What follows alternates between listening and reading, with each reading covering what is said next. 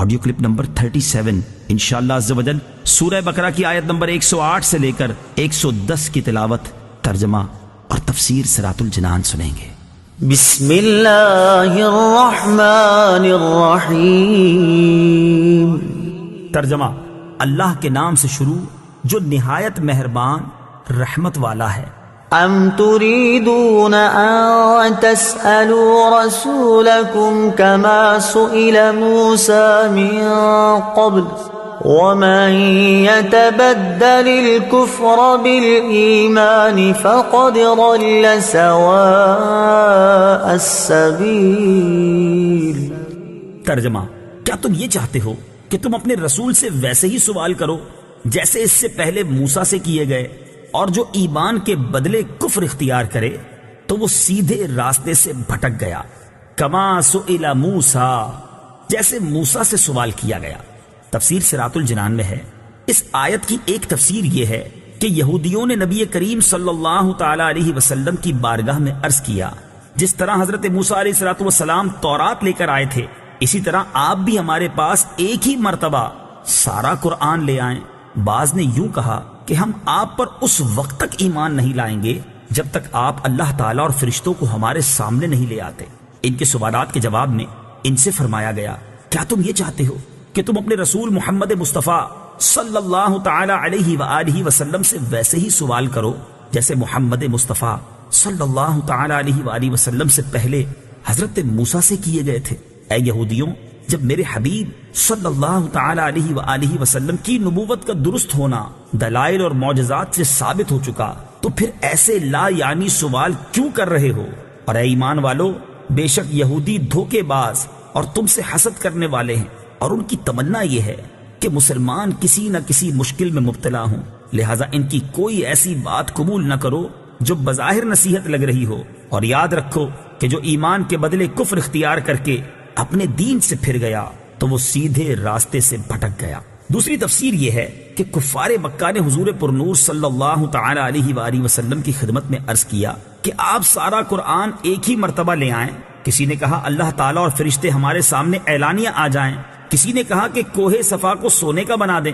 ان کے سوالات کے جواب میں ان سے فرمایا گیا کہ تم بھی اپنے رسول محمد مصطفیٰ صلی اللہ تعالی علیہ وآلہ وسلم سے اسی طرح فضول سوال کر رہے ہو جس طرح ان سے پہلے حضرت موسیٰ علیہ السلام کی قوم نے ان سے کہا تھا کہ ہمیں اعلانیہ خدا دکھا دو، حالانکہ آیات قرآنیہ کے نزول کے بعد دوسری نشانیوں کا مطالبہ کرنا سیدھے راہ سے بھٹکنا ہے۔ وَدَّ كَثِيرٌ مِّنْ أَهْلِ الْكِتَابِ لَوْ يَرُدُّونَكُمْ مِّن بَعْدِ إِيمَانِكُمْ كُفَّارًا حَسَدًا مِّنْ عِندِ أَنفُسِهِم مِّن بَعْدِ مَا تَبَيَّنَ لَهُمُ الْحَقُّ فَاعْفُوا وَاصْفَحُوا حَتَّى يَأْتِيَ اللَّهُ بِأَمْرِهِ إِنَّ اللَّهَ عَلَى كُلِّ شَيْءٍ قَدِيرٌ۔ ترجمہ: اہل کتاب میں سے بہت سے لوگوں نے اس کے بعد کہ ان پر حق خوب ظاہر ہو چکا ہے اپنے دلی حسد کی وجہ سے یہ چاہا کہ کاش وہ تمہیں ایمان کے بعد کفر کی طرف پھیر دیں تو تم انہیں چھوڑ دو اور ان سے درگزر کرتے رہو یہاں تک کہ اللہ اپنا حکم لائے۔ بے شک اللہ ہر چیز پر قادر ہے۔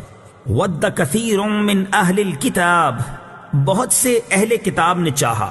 تفسیر صراط الجنان میں ہے، جنگ احد کے بعد یہودیوں کی ایک جماعت نے حضرت حذیفہ بن یمان اور عمار بن یاسر رضی اللہ تعالیٰ عنہما کو معاذ اللہ مرتد ہونے کی دعوت دی۔ ان بزرگوں نے سختی سے رد کر دیا اور پھر حضور اقدس صلی اللہ تعالی علیہ وآلہ وسلم کی خدمت میں حاضر ہو کر اس واقعے کی خبر دی۔ حضور پرنور صلی اللہ تعالی علیہ وسلم نے فرمایا، تم نے بہتر کیا اور فلاح پائی۔ اس پر یہ آیت نازل ہوئی، حسدا، حسد کی وجہ سے۔ تفسیر صراط الجنان میں ہے، اسلام کی حقانیت جاننے کے بعد یہودیوں کا مسلمانوں کے کفر و ارتداد کی تمنا کرنا اور یہ چاہنا کہ وہ ایمان سے محروم ہو جائیں حسد کی وجہ سے تھا۔ اس سے معلوم ہوا کہ حسد بہت بڑا عیب ہے اور اس کی وجہ سے انسان نہ صرف خود بھلائی سے رک جاتا ہے بلکہ دوسروں کو بھی بھلائی سے روکنے کی کوشش میں مصروف ہو جاتا ہے۔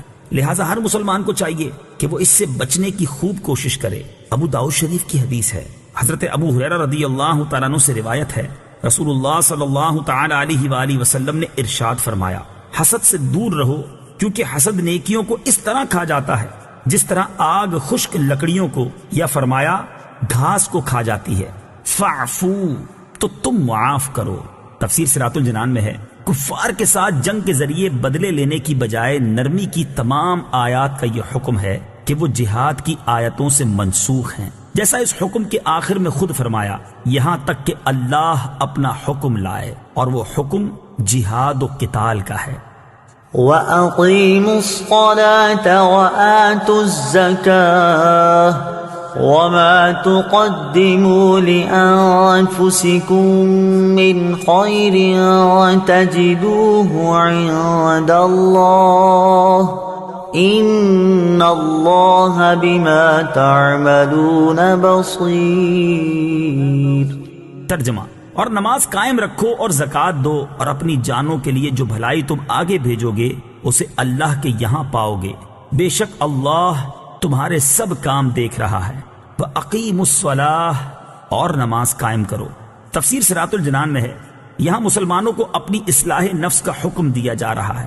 اس سے معلوم ہوا کہ آدمی کسی بھی دینی یا دنیاوی اہم کام میں مصروف ہو، اسے اپنے نفس کی اصلاح سے غافل نہیں ہونا چاہیے۔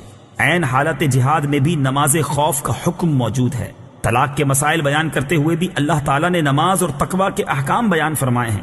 لہٰذا اگر کوئی نیکی کی دعوت میں یا علم دین کے حصول یا کسی دوسرے اہم دینی کام میں مشغول ہے تو اسے اپنی اصلاح سے غافل نہیں ہونا چاہیے۔